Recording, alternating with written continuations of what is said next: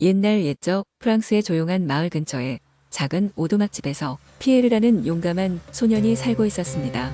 피에르는 부모님을 잃고 할머니와 함께 살고 있었지만 그는 항상 세상의 모든 미스터리들을 탐험하고자 하는 꿈을 품고 있었습니다. 피에르의 마을 주변에는 마법의 숲으로 알려진 신비한 숲이 있었고 사람들은 그 숲에 밤이 되면 하늘에서 별이 내려와 춤을 춘다고 믿었습니다. 어느 날 피에르는 할머니께 마법의 숲에서 진짜 별을 가져오겠다고 약속했습니다. 할머니는 처음엔 반대했지만 피에르의 결심을 보고 미소를 짓고는 안전하게 다녀오라는 당부를 했습니다. 피에르는 여행을 위해 작은 배낭을 꾸리고 양초, 약간의 음식과 물, 그리고 할머니가 준 마법의 부적을 챙겼습니다. 해가 저물고 달이 떠오르자 피에르는 숲속으로 향했습니다. 숲은 짙은 안개와 나무 사이로 희미한 빛이 반짝이며 신비한 분위기를 자아냈습니다. 얼마 지나지 않아 피에르는 숲의 중심부에 닿았고 그곳에는 큰 호수가 있었습니다. 그렇습니다. 하늘에서 수많은 별들이 내려와 호수 위에서 춤을 추기 시작했습니다.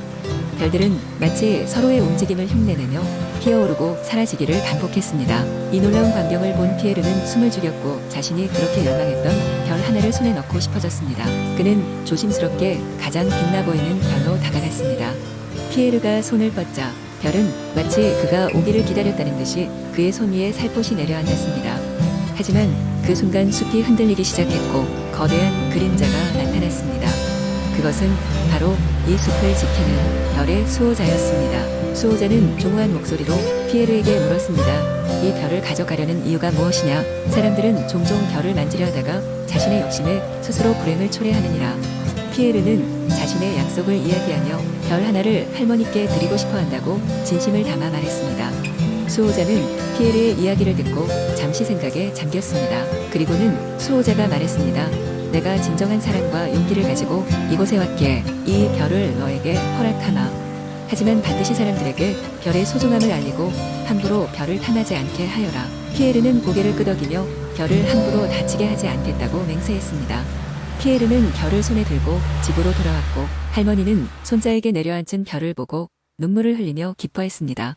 그 뒤로 피에르는 마을 사람들에게 별의 진정한 가치와 별과 함께한 모험을 이야기했고 사람들은 별의 소중함을 깨달아 더 이상 무모한 행동을 하지 않게 되었습니다. 이렇게 해서 피에르는 마법의 별과 함께 소중한 교훈을 얻게 되었고 마을은 그 후로도 평화롭게 이어졌습니다. 이 이야기는 마을 사람들에게 대대로 전해지며 한 소년의 용기와 사랑이 별을 모셔온 밤의 전설로 남아 있습니다. 두 번째, 이야기 옛날 옛적 은하계의 한 숨겨진 구석에서는 반짝이는 작은 별이 태어났다.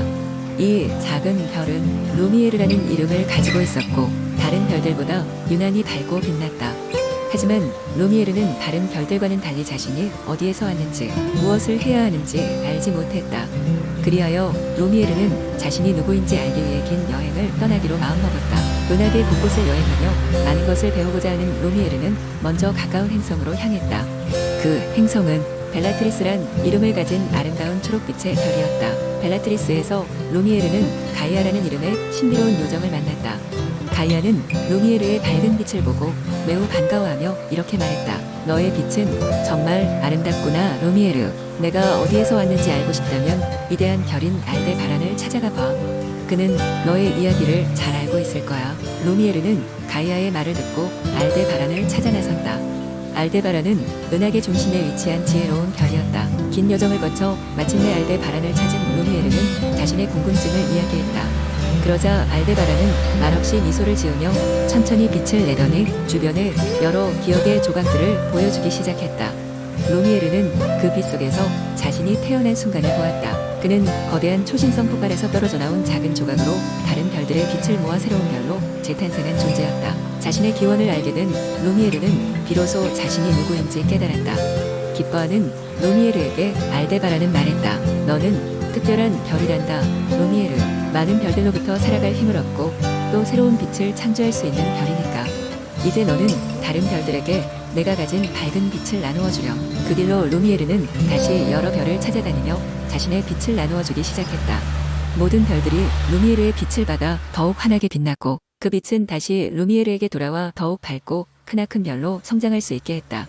이리하여 루미에르는 우주 속에서 가장 밝고 친절한 별로 남았고 그는 다른 별들에게 끝없는 빛과 사랑을 베풀며 은하계를 더욱 아름답게 만들었다고 한다.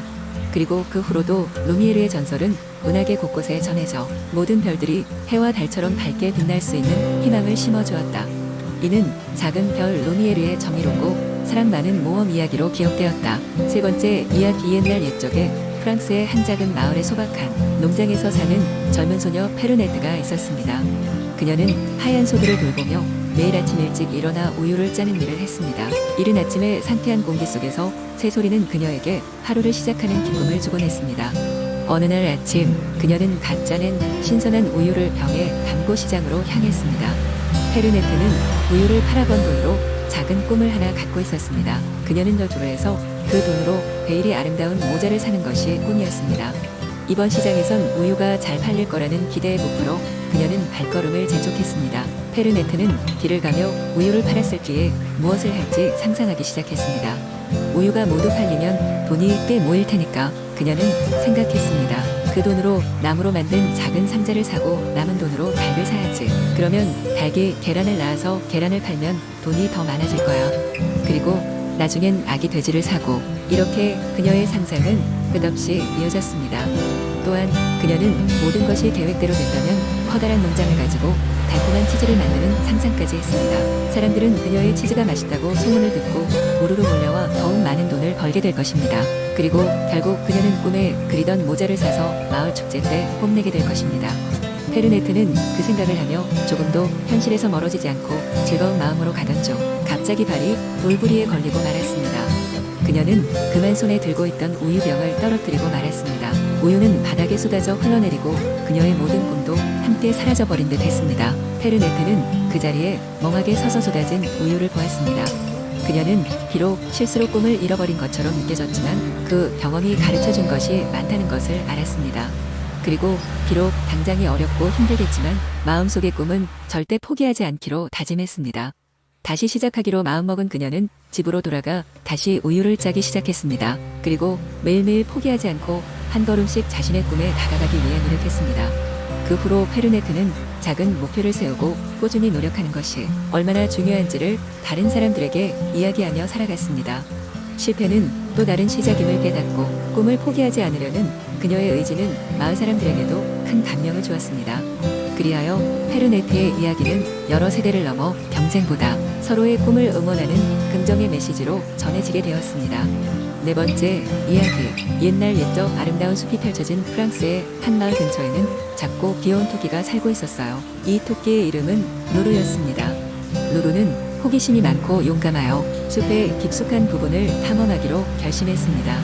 마을 사람들은 숲속에 신비로운 존재가 살고 있다는 이야기를 종종 나누곤 했어요. 그 이야기에 매료된 루루는 자신의 작은 발길로 모험을 시작했습니다. 숲속은 신비로운 곳이었어요. 형형색색의 나비들이 날아다니고 나뭇잎 사이로 햇살이 살짝 스며들어 마치 마법 같은 분위기를 연출했습니다. 루루는 이곳저곳을 뛰어다니며 새로운 친구들을 만났습니다. 먼저 만난 친구는 노래를 좋아하는 귀뚜라미 크리스였습니다. 루루는 크리스의 아름다운 노래에 귀를 기울이며 잠시 쉬어갔어요. 조금 더 깊은 숲 속으로 들어가자 루루는 나무 위에서 아래로 내려다보며 웃고 있는 다람쥐 피에르를 발견했습니다.